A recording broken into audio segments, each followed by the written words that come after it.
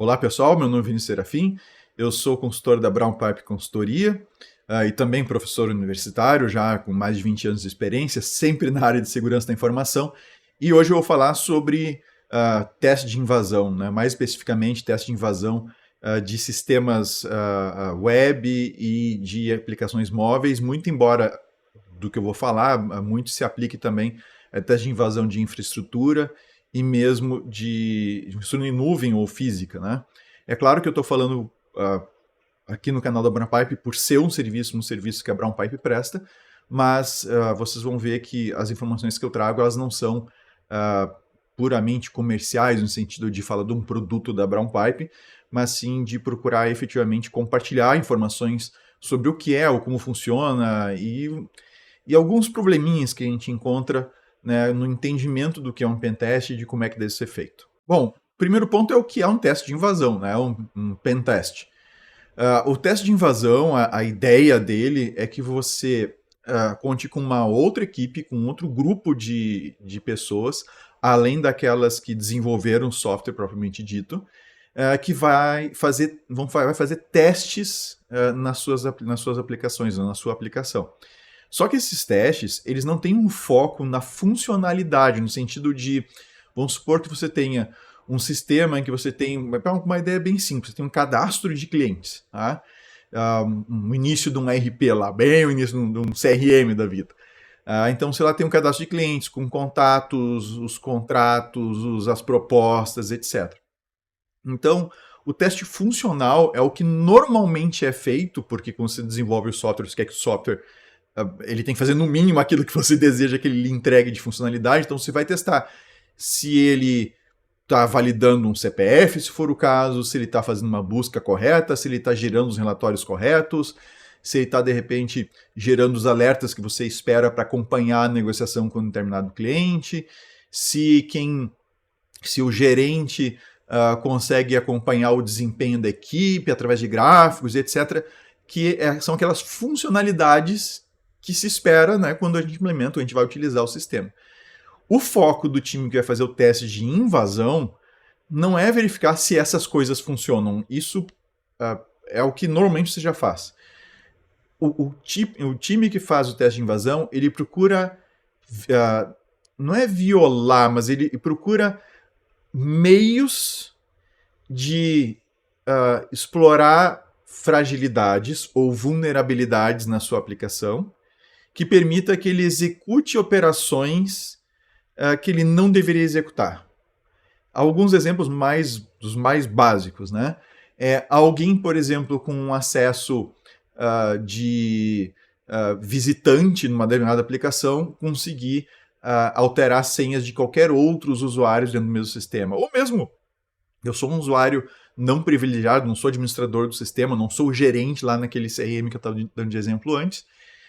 Eu sou um usuário que deveria ver apenas as minhas propostas dos meus clientes, os meus processos de negociação e eu consigo, o atacante então consegue com uma conta dessas, né, de um usuário normal, ele não consegue manipular o sistema para acessar outras informações que ele não deveria acessar ou modificar informações que ele não deveria modificar. Tá?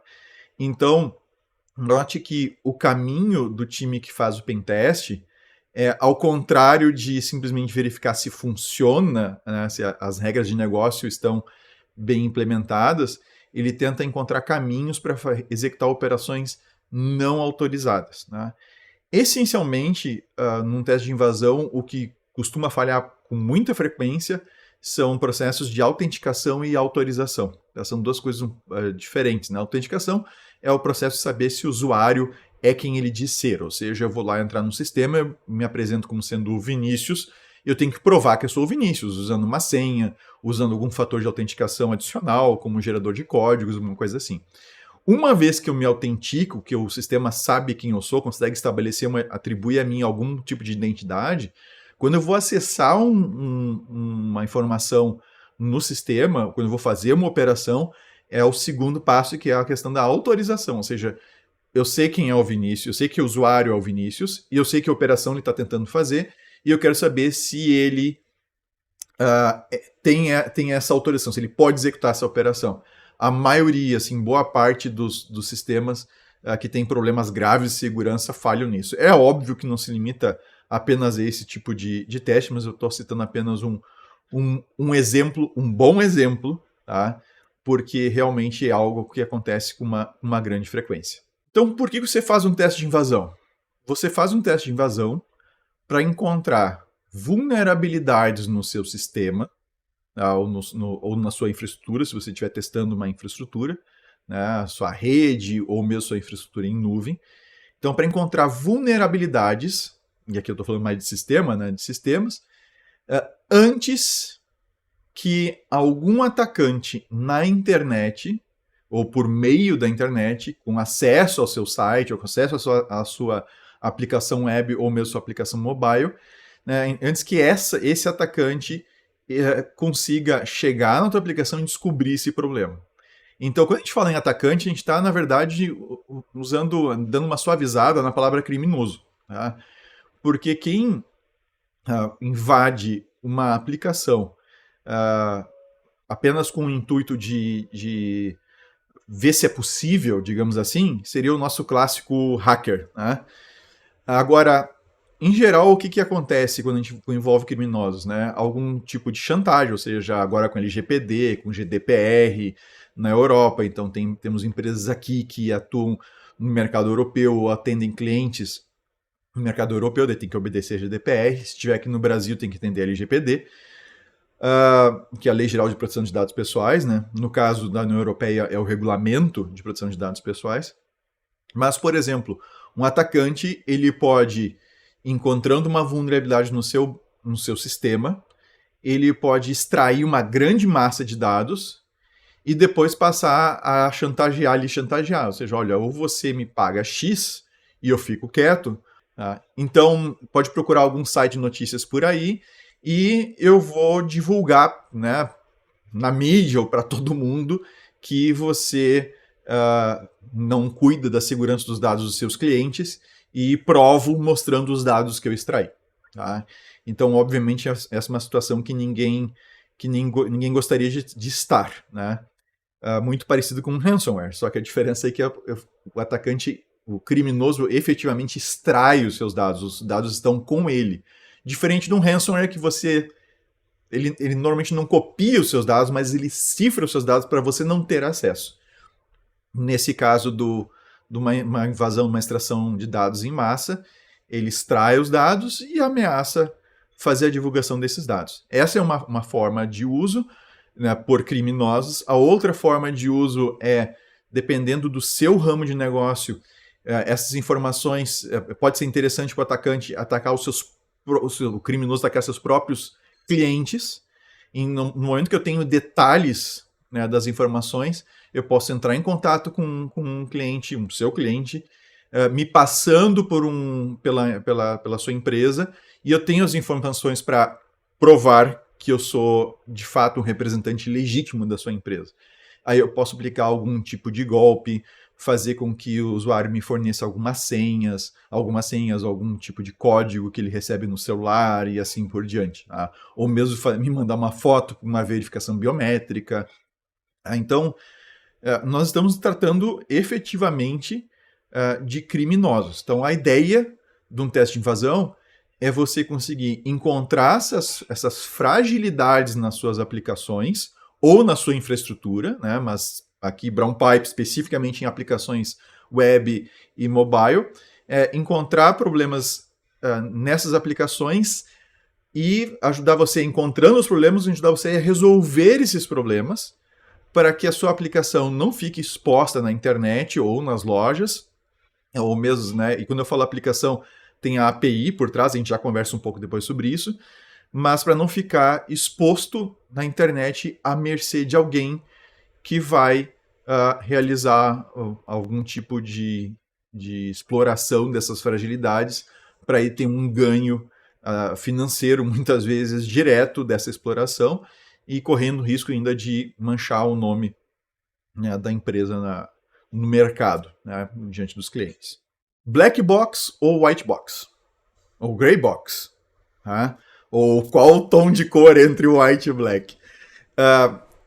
Se você der uma pesquisada sobre pentest, você já vai ouvir essa expressão com bastante frequência, que é o gray box, ou o white box, o black box, pega só os extremos, né?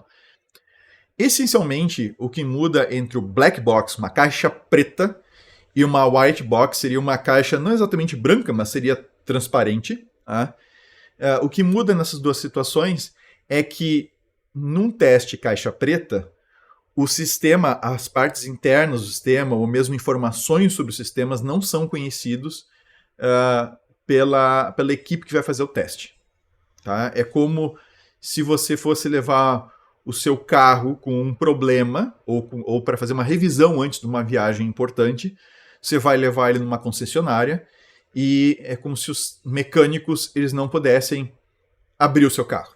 Tá? Então, você larga o carro lá fechado, não entrega a chave, eles não podem levantar o capô, eles não podem fazer nada, eles podem apenas ver o carro por fora, e se eles conseguirem abrir a porta, se eles conseguirem darem a partida no carro, aí eles podem ver se tu tens problemas em freios, em algum outro mecanismo de injeção eletrônica, etc. Se não, eles não vão conseguir nada, não vão conseguir testar nada, além de ficar olhando o carro por fora.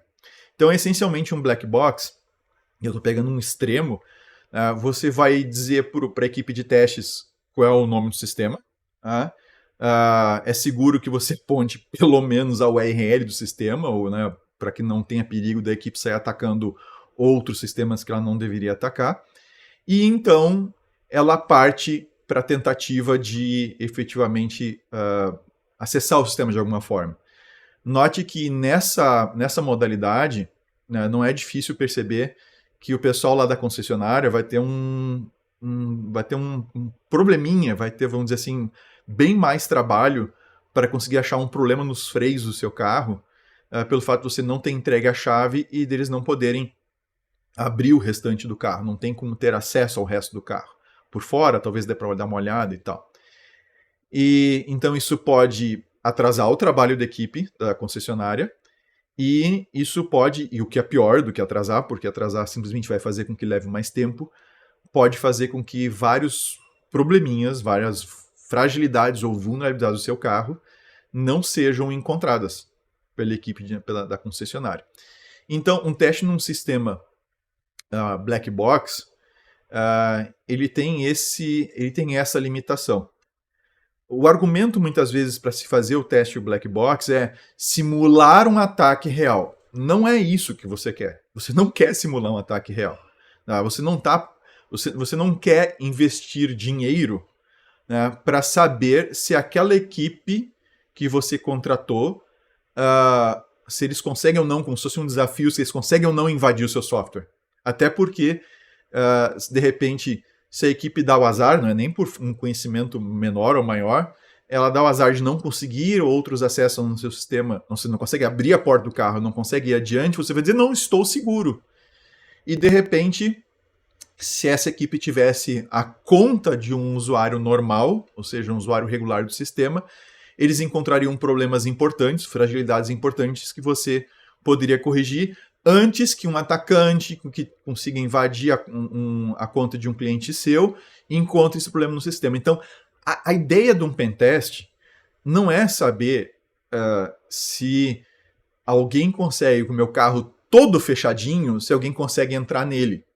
A ideia de um pentest não é saber, né, ter a minha casa com um sistema de segurança e tudo mais, e invadir a minha casa e ver se tu consegue. Tá?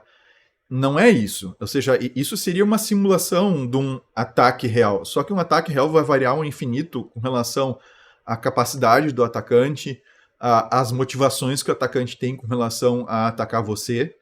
Então, por isso, ele está procurando qualquer casa para invadir, ele tentou uma, não conseguiu, ela não precisa estar realmente muito protegida, mas se ele achar que é um pouco mais difícil, vai se incomodar um pouco, e ele olha no lado que talvez seja mais fácil, ele vai naquele que aparentemente é mais fácil. Tá?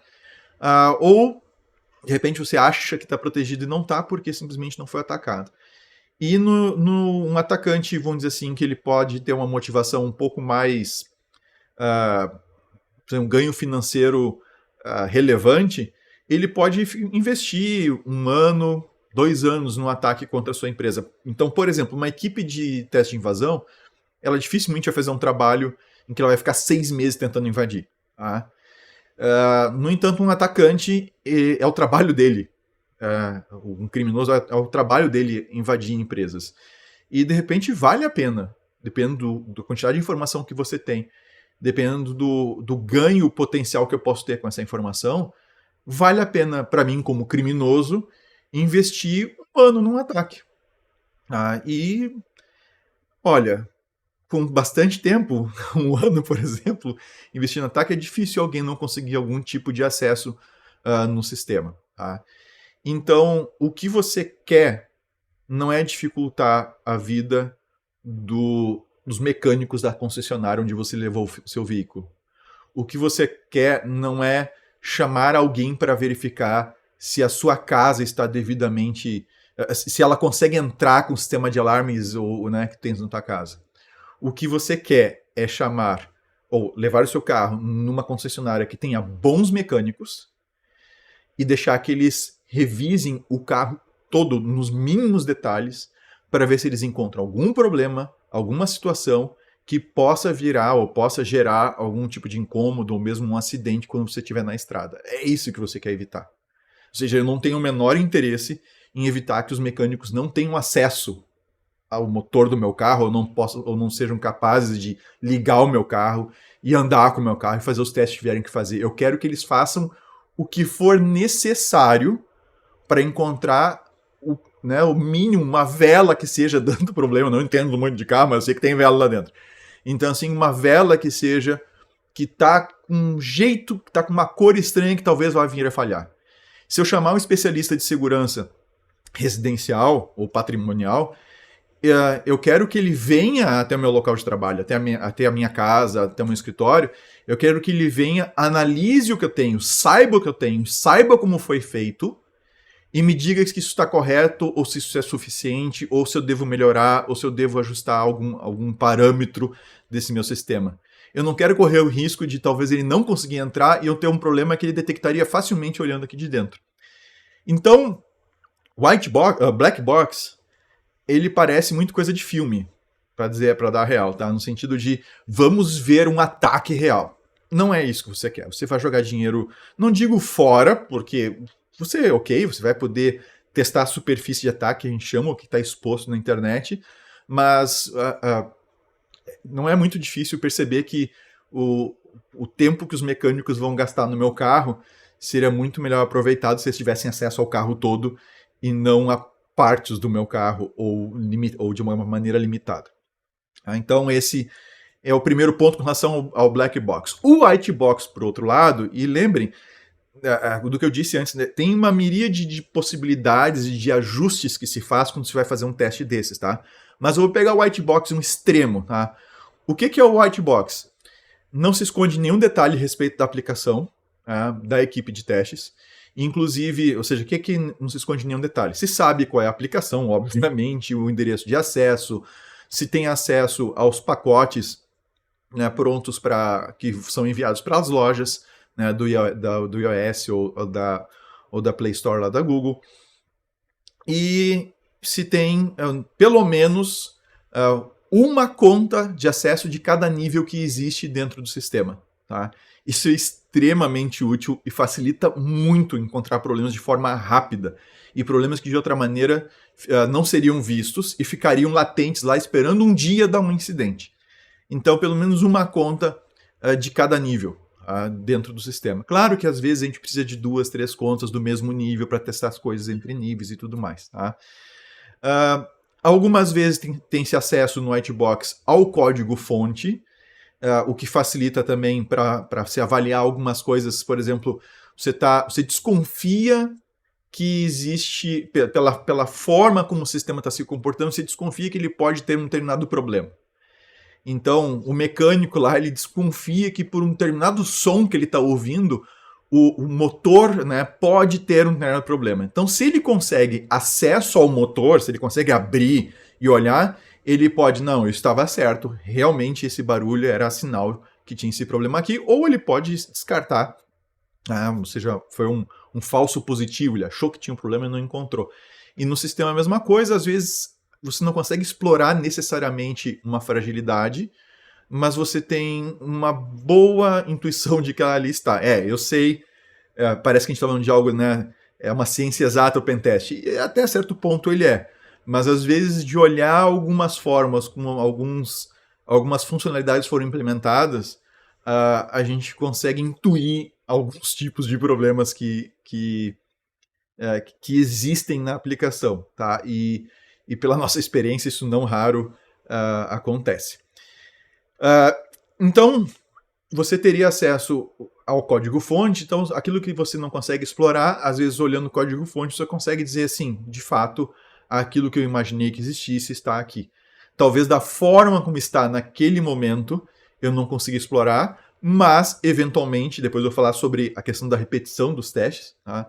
Mas, de repente, depois de uma mudança, uma atualização no software, esse problema aqui pode vir a se tornar explorável, e você quer tirar ele dali. Tá?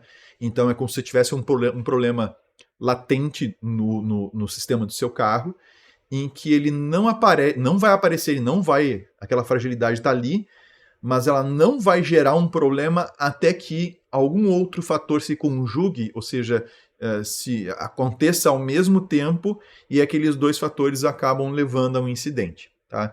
Eu gosto muito também de usar como exemplo a questão dos próprios acidentes aéreos, que infelizmente, graças a Deus, eles acontecem cada vez menos, né?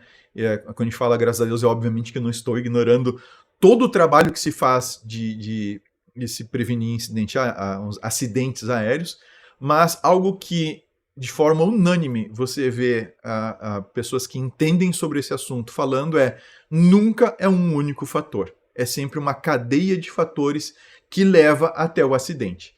Então, às vezes a gente encontra uma vulnerabilidade que está no sistema, que ela não é explorável ainda, você encontra só olhando o código-fonte, e de repente, passando algum tempo, uma nova funcionalidade, uma nova atualização do sistema, por uma conjunção de fatores, ela se torna explorável, e aí você tem um incidente. Tá? Então, a mesma coisa é perfeitamente possível em sistema. E aí você olhando o código-fonte, você consegue ver isso.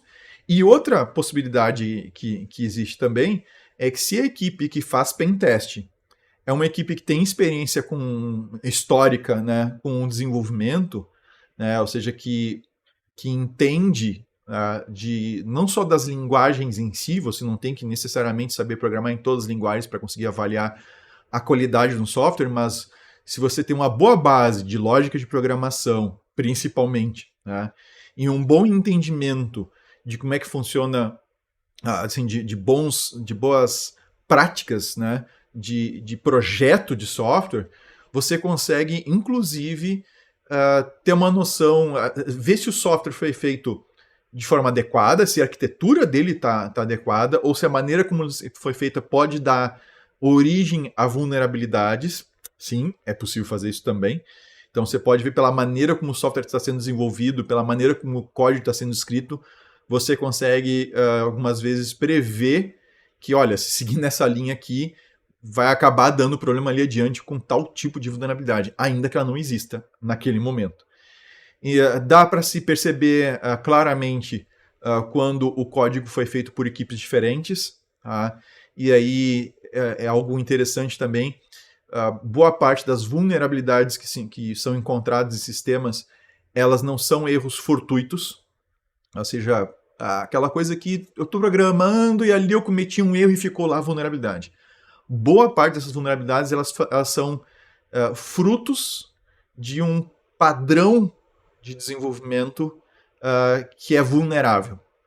Então, é comum você encontrar uma ocorrência de uma vulnerabilidade num software, num determinado ponto, e você, opa, encontrei isso aqui. Será que tem em outros pontos do software?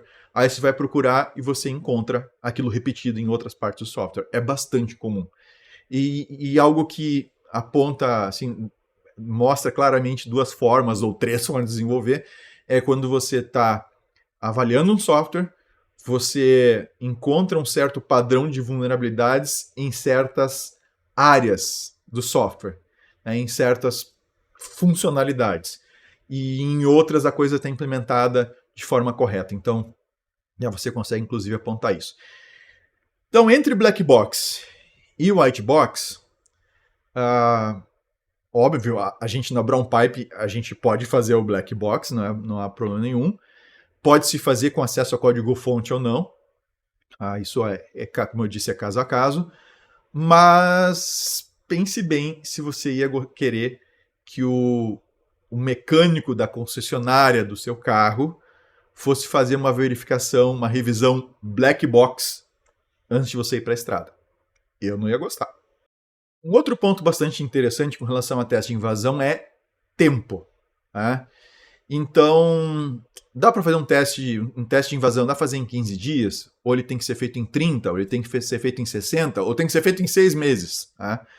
É óbvio que o tamanho do projeto impacta, né? Ou seja, o tamanho do sistema que vai ser avaliado, se vão ser avaliadas integrações com outros sistemas, se ele usa um grande número de APIs que também serão testadas, isso também vai impactar no tempo. O tamanho da equipe de teste vai impactar também, e o volume de testes que essa equipe tem que fazer. Então não adianta também, você pode ter uma equipe pequena de testes, com uma agenda organizadinha para conseguir fazer o atendimento, né, do teste de forma adequada, ou você pode ter uma equipe, vamos dizer assim, grande, só que por um volume muito maior de testes você não conseguir fazer os testes de forma adequada. Ou seja, tem que fazer numa linha de produção em que você não tem tempo para parar e pensar. E aí eu chego no ponto com relação a quanto tempo um teste. Dá para fazer em 15 dias? Dá para fazer em 2 horas? Não deve, mas dá. Tá? E de novo, eu só somo agora a analogia de levar o carro para revisão. Se eu levar meu carro para revisão antes de viajar, e o pessoal fizer uma revisão de 15 minutos, eu não vou viajar com o meu carro. Eu vou procurar outro lugar para fazer a revisão. Tá? 15 minutos é muito pouco para verificar assim, todos os itens de segurança que eu entendo necessários e de forma adequada, né? Não é só entrar no carro, ligar e ver se ele... freia. Não, freou, tá bom. Não, eu quero que ele vá lá ver o nível do óleo, do freio, se as pastilhas de freio estão ok ou se não estão, né? Se as mangueiras estão todas ok, se está tudo certinho, se as correias estão na tensão adequada. Isso ninguém vai verificar em 15 minutos. Então eu sei que em 15 minutos não vou ter uma revisão adequada no meu carro. Ao mesmo tempo, eu não vou esperar, no caso do carro especificamente, a não ser que se encontre algum problema nele, eu não vou esperar 2 semanas para ter meu carro de volta para daí poder viajar. Então, é óbvio que isso tem que ser equilibrado. Normalmente, quem vai te dizer o tempo para fazer a revisão é a própria concessionária, são os próprios mecânicos, que eles vão saber quais são as condições do seu carro, qual é a marca, o modelo, né, a quilometragem, etc. E eles já têm, por experiência, eles já têm uma noção de qual é o tempo adequado para você fazer uma revisão, então, do seu carro naquelas condições de uma maneira adequada. Então, o pentester, aquele que vai fazer o teste, né, a equipe vai fazer o teste, vai fazer a mesma coisa com o seu sistema. Vai pedir informações sobre o seu sistema para entender qual é o tamanho, as funcionalidades, qual é a extensão dele com relação à integração com outros sistemas, as APIs que serão testadas e tudo mais. E com base nessa estrutura aqui, nessa arquitetura, né, ele vai estimar o tempo adequado para se fazer os testes. E, claro, obviamente, dentro de uma agenda de trabalho que o mecânico lá na concessionária também vai ter. Então, ao fazer uma estimativa, você precisa realmente levar em consideração a expertise da equipe. Não é algo assim tão fácil de você determinar e dizer eu quero em tantos dias. Dá para fazer? Dá. Mas, né, vai ser feito o que dá para fazer dentro daquele período. E uma coisa que eu gosto muito de colocar, como eu dei aula, e ainda dou aula eventualmente em diversas universidades, isso já praticamente mais de 20 anos já de experiência dando aula de segurança da informação.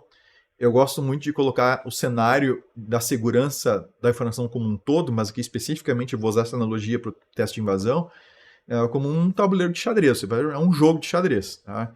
Então, as peças até podem ser as mesmas para todo jogador, não é bem assim, porque num teste de invasão a gente pode criar as próprias peças, né? A gente pode criar novas peças, além de criar novas jogadas, né?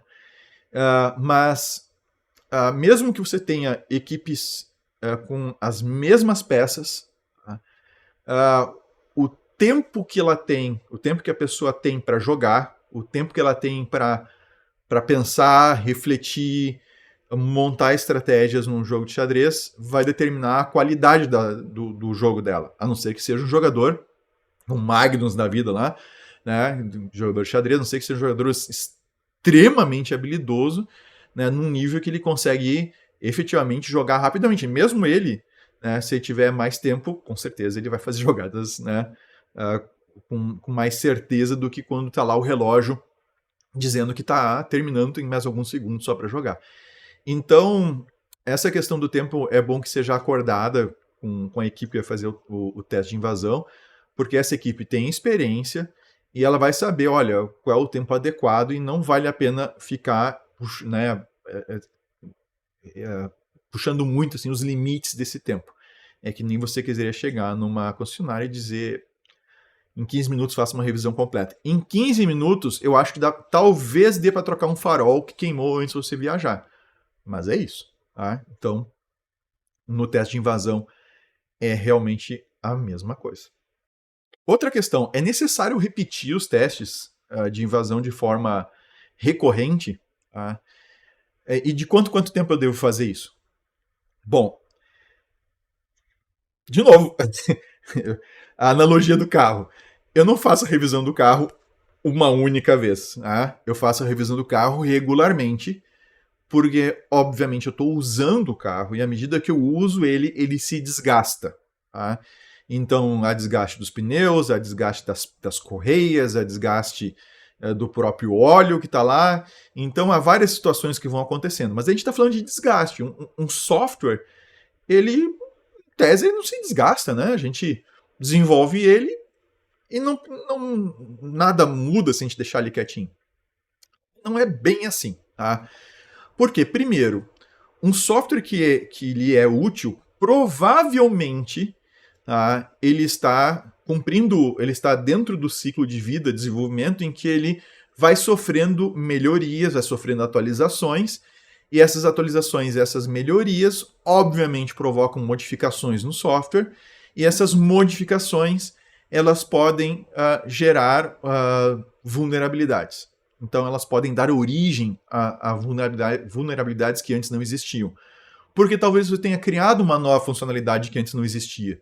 Né? Que na época que foi feito o primeiro teste, por exemplo, essa funcionalidade não existia, então, né, não havia como ser testada. Agora ela existe e a maneira como ela foi implementada não está legal.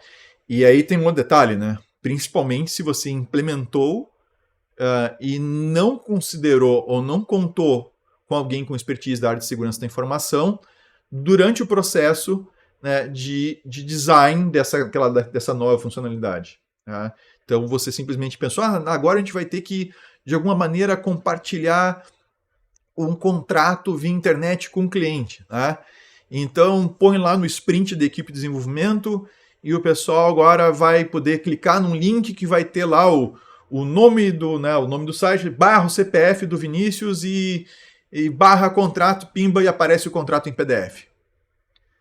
Aí, de repente, depois que está implementado, alguém resolve, eu, Vinícius, vou acessar lá para testar com a minha conta. Aí eu vou colocar no lugar do meu CPF, eu vou colocar o CPF de um colega, que eu também sei que tem um contrato ali no ambiente de teste mesmo, ou na produção. Eu coloco lá o CPF dele, pimba, eu acesso o contrato dele. Mas o contrato é igual. Sim, o contrato é igual, mas os dados pessoais que estão no contrato não são iguais. E aí a gente tem um problema com a LGPD. Tá? Então a gente acaba de ter uma violação da confidencialidade dos dados de uma outra pessoa, né? E obviamente isso gera um incidente com relação à proteção de dados, o que obviamente fere a LGPD. O cliente pode ficar uma fera depois, mas no início ele vai apenas ferir a LGPD. Então, quando novas funcionalidades são adicionadas no software, você tem potencialmente a inserção de novas vulnerabilidades. E aí é necessário, efetivamente, se você quiser saber se está tudo ok ou não, fazer um novo teste. Então, mas qual é a regularidade desses testes? Efetivamente depende muito da frequência dessas mudanças que vão acontecendo, tá? Da frequência em que o software vem sofrendo atualizações. Então, de novo, você pode conversar com a equipe de teste de invasão antes mesmo de se estabelecer algum tipo de contrato, para entender, bom, olha, nós estamos aqui no roadmap aqui desenvolvendo nossa aplicação, a gente está nesse estágio, nesse ponto, tem esses sprints aqui, onde é que seriam os pontos interessantes para se fazer uma checagem?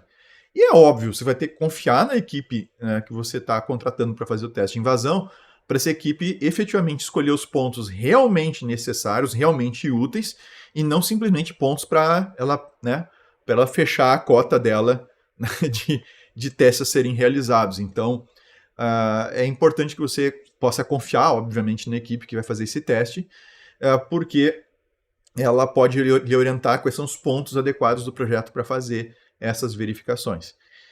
Muito cuidado com os prazos, tá? Porque a gente sabe muito bem que cronograma de desenvolvimento de software muitas vezes não é cumprido. Então, muito cuidado com isso. Daqui a pouco você pode estar postergando ad eternum um teste, né? Então, nós vamos fazer um teste de invasão quando tal funcionalidade estiver completa. Mas várias outras estão andando em conjunto lá no pipeline de desenvolvimento. Só que aquela funcionalidade específica, ela não fica pronta e volta a ser discutida e vai e volta e a coisa não se conclui. Enquanto isso, o software em produção está sofrendo outras alterações e a verificação está sendo postergada. Então, é bom você cuidar quais são os gates aí que você coloca, né, de verificação aí esses checkpoints aí que você vai utilizar para fazer a verificação de segurança. Uma outra forma de fazer isso, que é o que a gente chama de pentest contínuo na Brown Pipe, que é, em vez de você ter alguns checkpoints, alguns lugares em que você vai efetivamente fazer a verificação, então uma vez a cada 2, 3 meses, 6 meses, uma vez por ano, dependendo de como for os ciclos de modificação, de atualização do seu software. Então, a gente tem, em vez de fazer isso, a gente tem a possibilidade de fazer o contínuo. O que é o contínuo? A gente tem a equipe de pentest, ela fica à disposição da equipe de desenvolvimento, então não só ela testa as coisas que estão prontas, mas ela pode conversar com a equipe para decidir como, ou para auxiliar como uma determinada funcionalidade deve ser implementada, ou, em sendo implementada essa funcionalidade, quais são os problemas, as potenciais ameaças, aí entra a modelagem de ameaça, né? Quais são os potenciais problemas, para ficar de maneira mais clara, quais são os potenciais problemas que podem surgir dali. Então, quais são as ameaças que essa nova funcionalidade vai trazer para o meu sistema? E aí a equipe tem como chamar a atenção, a equipe de segurança tem como chamar a atenção lá na definição do sprint ainda, antes da coisa sair a ser desenvolvida, tá? É muito importante chamar a atenção para o fato de que a segurança da informação não precisa ser um entrave ali no processo de desenvolvimento, ela não precisa ser um gate, ela não precisa ser um ponto em que ela trava o desenvolvimento, mas ela pode ir acompanhando lado a lado, ou seja, o desenvolvimento segue, mas se vai conversando com elementos da equipe, orientando. Então, por isso que é importante que a equipe de pentest não saiba só invadir um software, mas ela saiba programar para ela conseguir conversar com um programador, conversar com a equipe de desenvolvimento e efetivamente ajudar ele a chegar, a equipe chegar numa solução adequada para aquilo que está sendo implementado. Então, não adianta simplesmente dizer tem um problema aqui. A gente precisa de um caminho adequado para que isso se resolva. O que esperar do resultado de um teste de invasão? Um teste de invasão, ele não é um teste de forças, um teste de habilidades, né? Quem é melhor? É a equipe de invasão ou quem desenvolveu o software? Longe disso. Aliás, se for levado dessa maneira, parabéns, você está jogando dinheiro fora e você vai se incomodar porque, obviamente, vai faltar cooperação de parte a parte ali e essa falta de cooperação vai lhe tirar o principal ganho que você vai ter com um teste de invasão. Qual é o principal ganho de um teste de invasão? Bom, é a experiência que você ganha com esse teste. Quando alguém faz um teste de invasão e encontra um problema pontual e simplesmente diz, aqui tem um problema, e deu, né? Assim, aqui existe um problema de conseguir acessar os dados, os contratos de todos os seus clientes, tá? Esse, obviamente, é um problema. Só fazer isso, obviamente, é muito pouco. Né? Eu preciso, no mínimo, que se me diga, que me seja informado, né? Você cliente, né? Você precisa que ele seja informado quais foram os parâmetros do teste, ou seja, o que é que foi feito, como efetivamente a coisa aconteceu, ou seja, como é que foi possível fazer aquela exploração, ou como seria possível, se não foi possível fazer a exploração, mas a vulnerabilidade está lá. Então, como é que isso poderia acontecer? Principalmente, como isso pode ser corrigido, esse é o mínimo que a gente espera, e informações adicionais para a disseminação de cultura de segurança entre os desenvolvedores. Como assim? Um relatório de vulnerabilidades, se ele simplesmente dá uma rápida solução, né, e isso obviamente a gente espera que venha no relatório, se ele simplesmente faz isso, ele tende a ser repetido, aquele mesmo relatório. Ou seja, ao longo do tempo, você vai fazer outros testes em outros softwares desenvolvidos pela mesma equipe e você começa a rotineiramente encontrar aquele problema. Ou seja, ok, o teste de invasão está sendo feito, os problemas estão sendo encontrados e estão sendo corrigidos. Mas a sua equipe de desenvolvimento não está aprendendo nada com isso. Porque a equipe continua repetindo os mesmos problemas.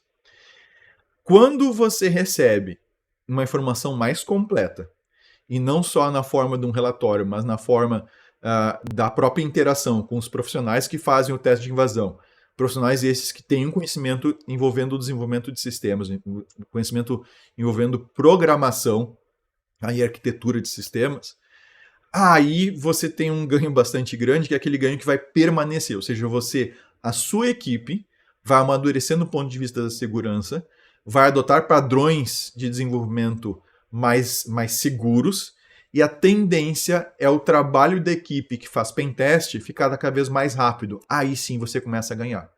Porque certos problemas não se repetem mais. Então, no momento que eu sei que um determinado componente do meu carro agora, voltando, né, para a analogia do carro que vai para revisão, quando eu sei que aos 10 mil quilômetros o carro, tal peça tende a falhar e está no momento de troca, eu troco a peça. Eu não vou esperar dar um incidente ou alguém, né, encontrar a peça já falhada para dizer, você está com um problema aqui que pode dar um incidente. Então, se você já sabe que um determinado tipo de operação dá problema, ou pode dar problema, um determinado tipo de arquitetura ou de construção de funcionalidade pode dar problema, e a sua equipe já entende isso, o que vai acontecer vai ser que eles não vão repetir mais o problema. Então, na revisão lá do carro, preventivamente aquela peça vai ser trocada.